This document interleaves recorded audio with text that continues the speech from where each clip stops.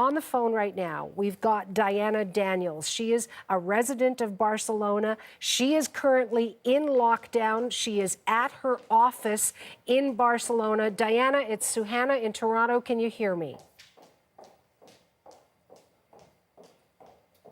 Let's try this one more time, because as you can imagine, everybody's trying to make calls into or out of Barcelona. Diana, can you hear me? It's Susanna in Toronto. Hi, yes, I can hear you. I'm hearing you very faintly. I'm going to ask you to speak up, Diana, so our viewers can hear you.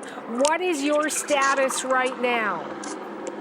Well, thank you. Right now we are under lock. It seems that the person was on the run. So most of the buildings that are here in Barcelona near to the scene are under lock. We are in closed. Nobody can go out, and everybody needs to be inside and safe.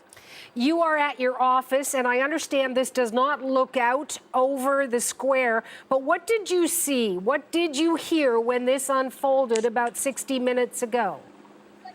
Well, basically what happened was that we heard a lot of people shouting, screaming, and then when I went outside here, I'm stepping in the terrace of the office.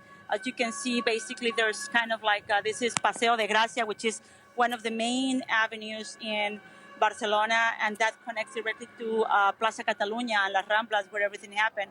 So we see all these people like running all the way there, trying to look for shelter and see a safe place where to be safe, you know?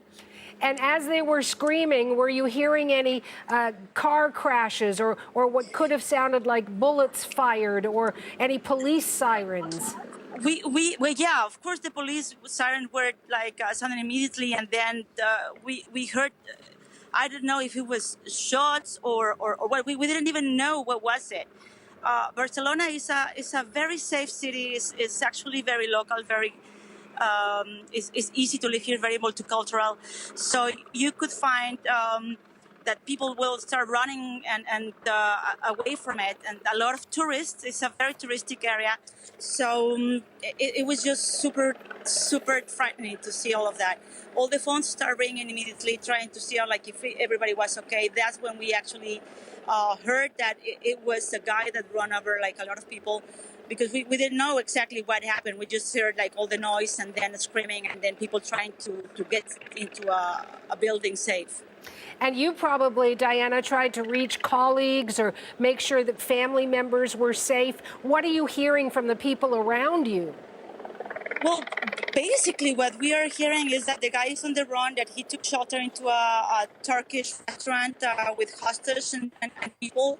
And we have not heard anything more. As you probably can hear, we have like over there the helicopter just around us, a little bit nervous, you know, because it's like right there. So we don't know if the person is somewhere over here. So we just hope that they can capture the man and then take legal action against it. One of the newspapers there in Spain, El Periódico, is reporting that there are two armed men, that they are holed up in a bar somewhere in Barcelona's city center, that there is gunfire in the area. So I suppose you have no indication of when this lockdown will end, do you?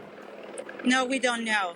We're just being told by the police, and actually the police with big speakers have told most of the people just to run to the other side of the street, and basically everybody just to keep calm down and locked into the building. So I guess that they just want the people just to be locked until this happens. We just don't know when it's going to end. And final question for you, Diana. You talk about, being calm. We have certainly seen incidents in the past where people have used cars or trucks or vans as a weapon in extremist actions, in terrorist acts. How does this affect your mindset? Listen, it's so sad because I'm an expat here in Barcelona, and we always consider ourselves so lucky of being left out of that terrorism attacks in Europe.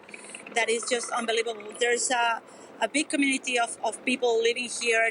Barcelona has become like a major startup hub. So just the thought of having crazy people doing terrorism attacks in here is unbearable. It's Barcelona's a beautiful place to live, and we hope it continue to be like that. I want to thank you for your time. Stay safe, and I appreciate you sharing your story, Diana. That was Diana Daniels. She is a local resident. She's currently in lockdown at her office there in Barcelona.